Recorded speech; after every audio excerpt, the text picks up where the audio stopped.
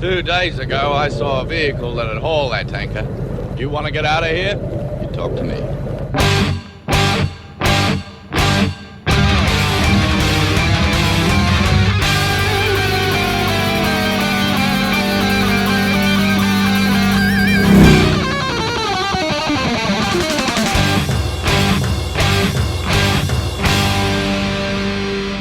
Welcome to the Mad Max Minute, where I think everyone is just tired of Pappagallo in Mad Max 2: The Road Warrior, 1 minute at a time. I'm Rick. And I'm Julia. And today we're talking about minute 86, which begins with the feral child getting rough with Bearclaw Mohawk, and it ends with raiders shooting out more of the tanker's tires. Good Monday morning, Julia. Happy Monday. It is a brand new year. Yes, it is. It is January 1st. 2018, we are officially in the second calendar year of doing this podcast. Yes, we are. We have not yet hit the 1-year anniversary of us starting this podcast. That will come later in the month and will actually be in hiatus by the time it hits. But our podcast is now officially a multi-year project. Excellent. In the most technical of technical terms.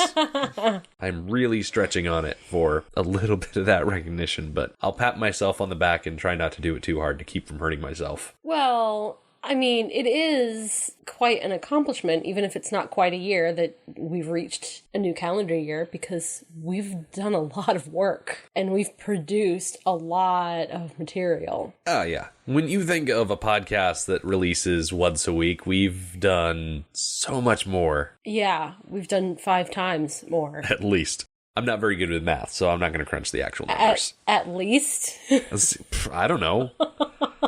I'm ballparking it here. Well, we can't have done more than that because there's only 5 days in a week. See, now you're making me think. Well, at most, we've done 5 times what a weekly podcast would do. I wasn't going to think about it too hard, but okay. But then I made you. A podcast that releases weekly releases 52 episodes a year. In our first season, we did 93 episodes, and in our second season, before the year ended, we did 85, which is 178? Plus 6 for our hiatus. That's right. Wow. I should really be writing this down and doing it all in my head, so I'm probably way off base. But we at least did 3 times. Yeah, more. 3.5 times what a normal weekly podcast would do. That sounds about right. Okay. It sounds better than the initial estimation. I don't know where I was coming at from that. Anyway, new year, same old Max. We start off this minute with Bearclaw Mohawk. He's just been jostled around by Max's deceleration and acceleration in an effort to throw Wes loose, and throw him he did. And so Bearclaw finds his footing and is able to more or less stand up and appear in the back window again. Yet, he's not exactly greeted by a friendly face. Instead, he's greeted by the ferocious attack of the feral child in his face. Sometimes I find the feral child really annoying, as I find a lot of children sometimes really annoying. But this is not one of those times.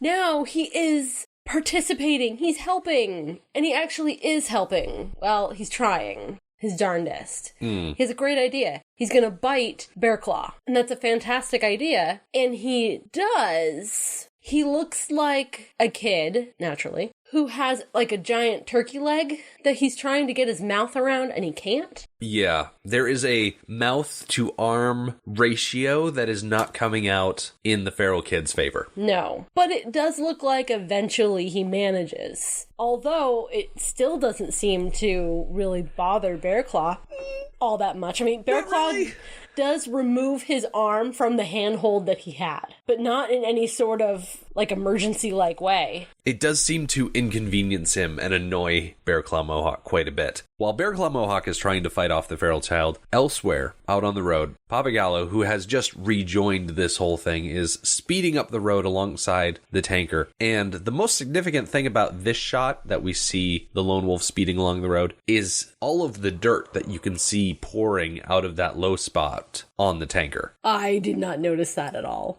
It's the first of, I want to say, 2 different shots that we're going to see just in the first half of this week of dirt coming out of that tanker. Oh. I don't know who specifically knocked loose that cap at the bottom of the tanker. Someone. I'm willing to bet it was the XA Falcon, the red one, that kept getting sideswiped as they were Oh, okay. trying You think so? to wrestle control of it. My guess was going to be the motorcycle. When it got looped up underneath and skidded along. I'm trying to remember the But it side depends. that we're looking I didn't at. notice the leaking, so I don't know where on the tanker it is. Is it on, like, the way underneath? Or is It's it... on the driver's side. Yeah, but, like, underneath or, like, on the side? On the side. Oh, okay. So then, you're right. It's probably the Falcon. Yeah. So Pappagallo comes up alongside the rig, and as he's looking up at the rig, he sees the feral child transition from his biting attack to a full-on body swing out the window onto Bearclaw Mohawk's back, and, of course, starts just pummeling him. He's like a ornery Pokemon. He went from using bite to using some sort of punching attack. Pummel. And at what point, if you're Bearclaw Mohawk, do you just say, you know what? This isn't worth it. You know what? Having an 8-year-old just going crazy on your back, just no tanker full of gasoline is worth that. Just throw up your hands, say, you know what? I'm going to let some other raider deal with this. This is just too much. At this point, what is Bearclaw Mohawk actually trying to do? I think that he is as stuck on Max as Max is stuck by him. I don't think Bearclaw at this moment has a clear goal of, okay, I'm going to disable Max so I can take over the rig. I think his goal at the moment is to free himself so that he can formulate a new goal. Mm-hmm. So it's not so much that he's ripping and tearing at Max because he thinks he's doing any good. He's ripping and tearing at Max because he's trying to get free? I think so. I love that idea because it puts Max and Bearclaw Mohawk on the same goal path, and they're both trying to accomplish it, but their efforts are canceling each other out. Right. If one of them would just stop for a second, the other one could succeed, and they'd both be happy. Yeah. But that's not actually what Max would like to happen. He just doesn't know it. Because if Bearclaw gets free, he's going to formulate a new plan. Right. And attack in a different way. So it's definitely not in Max's best interest to allow Bearclaw Mohawk to free himself. But at the same time, if I was Bearclaw Mohawk, I would free myself and then just hop on to the next raider vehicle that got close enough to leap to. I'd just peace out and be like, you know what? I put my best foot forward, put forth a lot of good effort. I feel like I pulled my weight, and so let someone else do some heavy lifting for a little while. Knowing that Bearclaw doesn't survive this predicament that he is in, I have to agree that that would have been his best course of action. But you don't become a successful marauder by giving up when there's an annoying 8-year-old. That's a good point. You become a successful marauder by grabbing the little snot-nosed brat and throwing him off the rig underneath the next passing car. I think that's one of the reasons why I just wouldn't make it as a raider. I think I lack the motivation to really go above and beyond in a raiding scenario. Yes, and that is certainly above and beyond. And perhaps Bearclaw doesn't have that ability to just grab the kid and toss him aside into traffic. We see in just a little bit now Bearclaw Mohawk trying to reach back behind him and grab the feral child, but he's just in such an awkward position on Bearclaw Mohawk's back. He's like that itch you just can't manage to scratch. Right, if that itch was also biting your hand. Right, because there's a little bit of finger biting that goes on in that sequence as well. It's just not a good day to be Bearclaw Mohawk. He's had better moments in this movie where he wasn't being accosted by children. Well, not children, one child. But in some instances, one child can be just as bad as multiple children. Well, yeah. It occurs to me that this is Bearclaw's big scene. Another more minor scene that Bearclaw stars in is the nighttime scene where Max is walking out and falls down and catches the attention of Bearclaw Mohawk. Also in that scene, it is between Max Bearclaw and the feral child. Oh, yeah. And also the feral child gets the better of Bearclaw. Man, this is the second time he's shown up by an 8-year-old. Yeah. Wow, no wonder he wears a mask. He's probably really ashamed of that.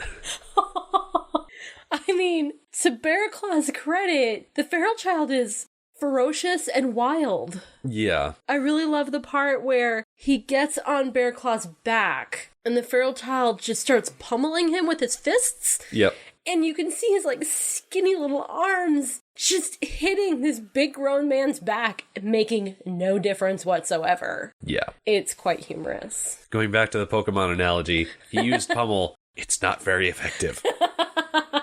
Speaking of shame, Pappagallo is driving up alongside the rig, and he sees the feral child fighting Bearclaw Mohawk. He accelerates. Our view kind of tracks forward to seeing Max, who is all at once trying to drive, fight, and navigate a landscape full of raiders. And he looks over at Pappagallo, and Pappagallo kind of, would you say, waves, motions? He raises his hand in a what the heck is going on here kind of gesture. Yeah, and it's like, easy there, Pappagallo, because you, Pappagallo, ran off with a bunch of raiders thinking that you would help. You come back with the same amount of raiders doing absolutely no good at all, and then you roll up on Max and you're all snarky about, oh, where'd everybody go? Why is the situation all snafu'd? It's like, listen, buddy, if you had stuck around, maybe there'd still be defenders on the tanker. Maybe Max would still have a door on the tanker. I feel like things would have been a lot better if Pappagallo had not thought, oh, my best course of action is to peace out for 7 minutes. Yeah. Playing devil's advocate, because I really do agree with you. I think Pappagallo is just being an asshole. Oh, yeah. But playing devil's advocate, from Pappagallo's perspective, we'll forget that he did absolutely no good when he left. When he left, everybody was alive. Mm-hmm. The tanker and the rig were still in one piece. Mm-hmm. All the fortifications were still on it. Everything was fine. He comes back 7 minutes later. I know it's not 7 minutes to them, but 7 minutes later, everybody's dead. There's all of a sudden a child there, and raiders crawling all over this tanker, and Max has no door. So he's probably thinking, what the heck have I done by letting Max drive the tanker? Because he's absolutely failed. Before we started recording, you drew a parallel between Pappagallo and a husband whose wife stays at home to raise the kids and keep the house. Yes. And I feel like it's kind of a TV trope, or maybe more of like an internet trope, where the husband comes home and the house is a mess because kids live there. Houses are a mess when kids live there. And blames the wife and questions her what she does all day and why the house is always a mess and why dinner's not ready. And she hopefully gives him, her husband, the same kind of eye roll that Max gives Pappagallo. I love this eye roll so much. Right. Because you do not get to question the homemaker trying to take care of the home and take care of the kids, why the home isn't perfectly taken care of. You don't get to do that when you're not there. Yeah. They don't go to your job and smack the pencil out of your hand and say, well, why aren't these books balanced or anything like that? Don't turn around and do that to the homemaker. It's rude and it's insensitive. And it's also wrong because she has too much on her plate. Exactly. You don't get to see the myriad raiders that are coming through there. I mean, Max has single-handedly taken out more raiders on his own than everybody else in this action sequence. If we're keeping track about who's the most effective person in the rig, it's Max, and so he does not deserve Pappagallo's sass. No, he does not. He didn't see the 4-pack that has been shot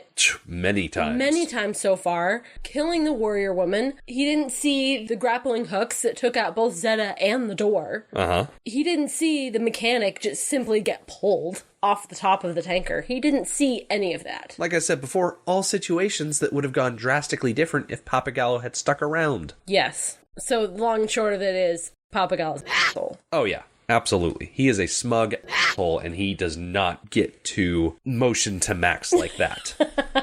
I wanted so badly to find a list online of the best eye rolls from movies. Mm-hmm.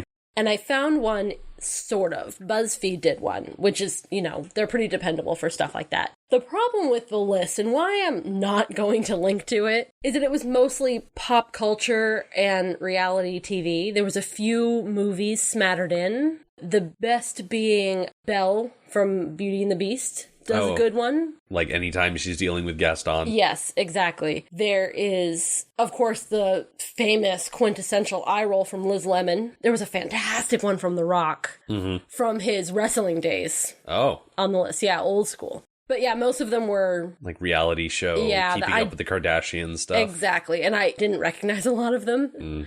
So yeah, I went down a little eye roll hole this afternoon.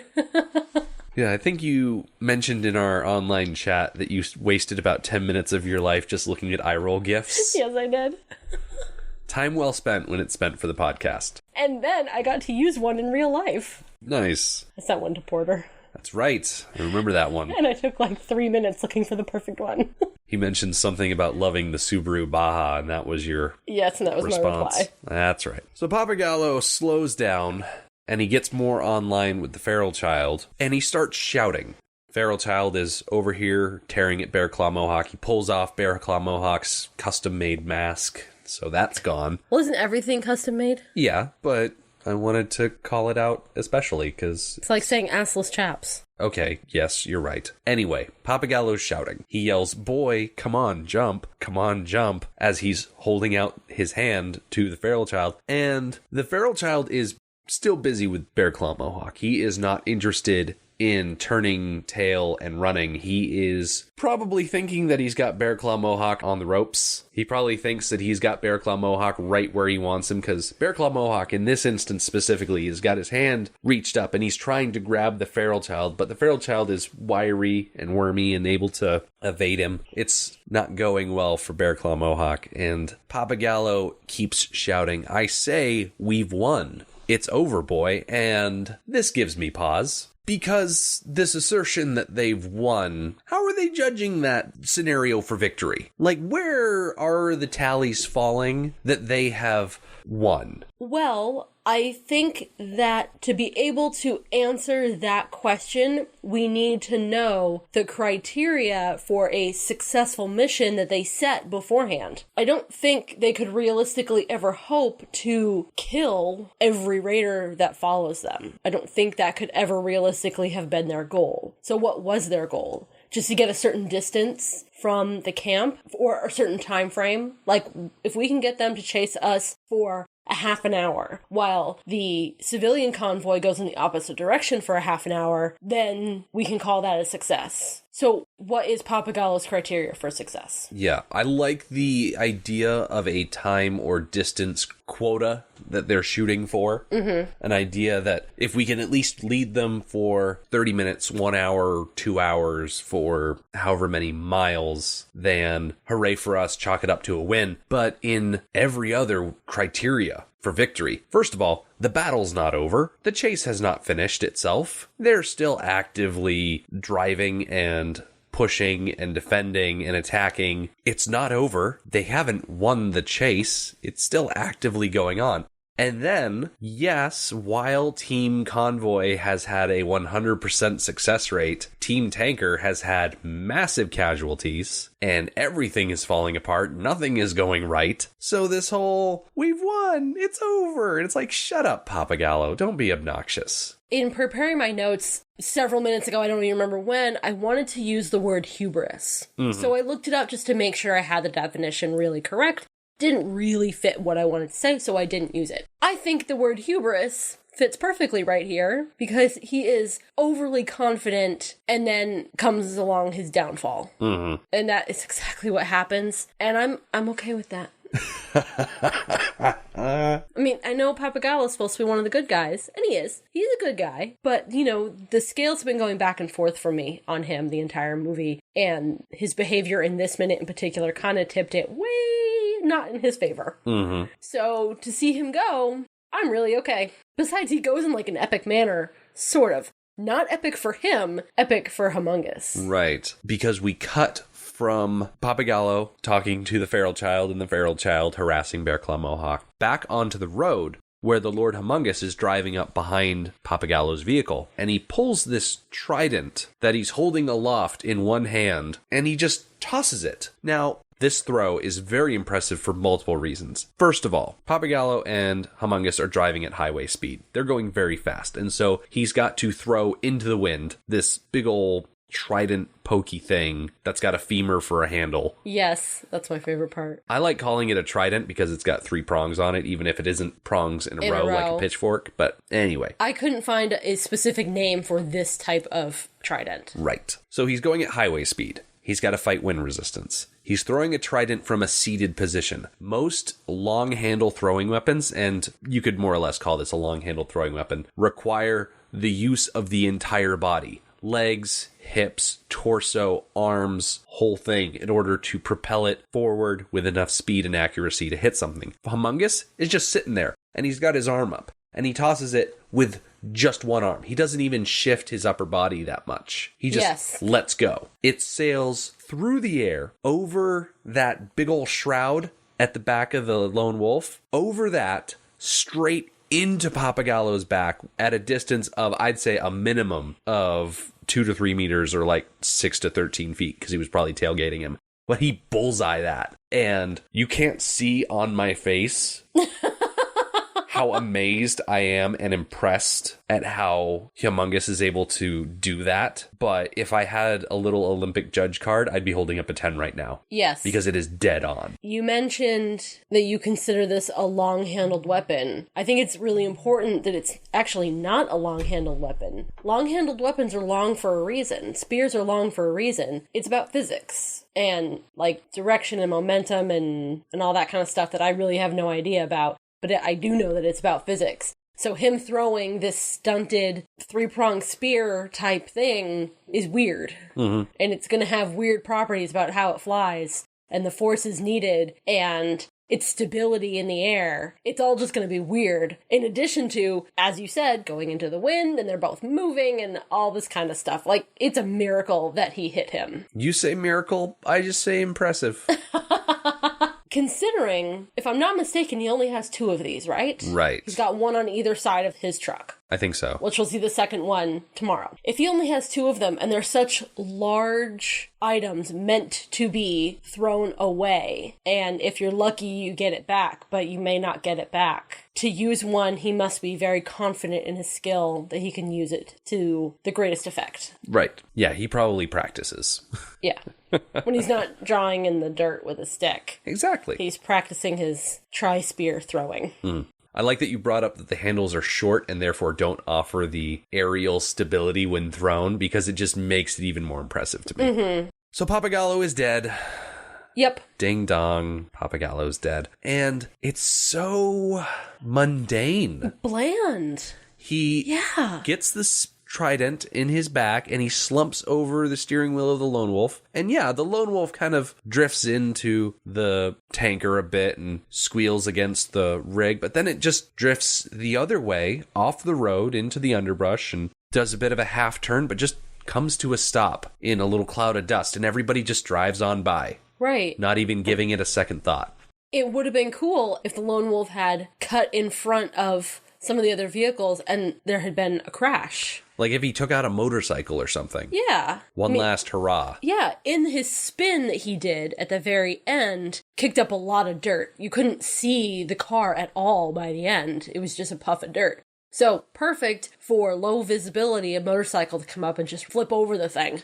Which, arguably, they already did, but they can do it again. I find it to be a very anticlimactic end for Pappagallo because he did so much for the compound and he did so much for the story and he was such a central figure. And now it's just trident in the back, slump, swerve, he's gone. Yeah, I think it's the same way that I felt about the other 3. That it was just kind of sudden and, yeah, anticlimactic. Yeah, I think that might be a commentary from George Miller. Like, not everyone goes out like a hero. Some people just die. Good point. You know? That is true. I feel like we're going to see more spectacular deaths in Thunderdome and Fury Road, though. It might also just be a production thing. Yes. Max watches the lone wolf swerve away. It's gone now. He's going to keep driving. And another worry comes up to harass him. One of the snake truck raiders is on the 4-pack again, and he swings around and shoots out more of the tires. And there's a weird sound effect thing that we hear in this minute. We also hear it in tomorrow's minute. Do you want to talk about here or then? Let's talk about it tomorrow. All right, we'll save it. I think we've been talking for a long time. So come back tomorrow for that. Some talk about sound effects. We also got some gyrocopter action happening, and it's going to be fun because it's kind of goofy. So we'll see you then. The Mad Max Minute podcast is a fan project by Rick and Julia Ingham. The Mad Max franchise was created by George Miller and Byron Kennedy and presented by Warner Brothers Pictures in association with Village Roadshow Pictures. Mad Max Minute is produced and edited by Rick Ingham. Our opening music is by Daniel Batista of danielbatista.com. You can follow Mad Max Minute on Twitter at Mad Max Minute, on Facebook at Mad Max Minute Beyond Microphone, and at madmaxminute.com. And finally, if you would like to contribute to the podcast, visit madmaxminute.com, click on the support link at the top of the page, and check out our Patreon to help us keep the tanks full. Thank you for joining us for minute 86 of The Road Warrior. See you tomorrow.